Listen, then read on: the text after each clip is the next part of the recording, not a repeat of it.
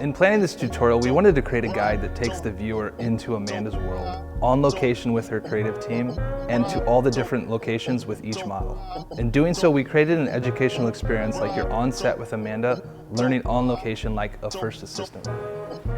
With Amanda, we spent a lot of time doing natural light. To walk into any scenario and look around and understand how that light is falling, where it's creating shadow, where it's creating highlight, how it reflects off of a subject.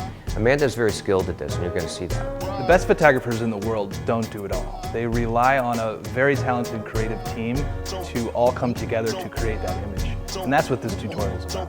I'm excited for you to get a chance to see the way Amanda works, the way she concepts, the way she conveys those concepts and those ideas to her crew, the way she interacts with the crew.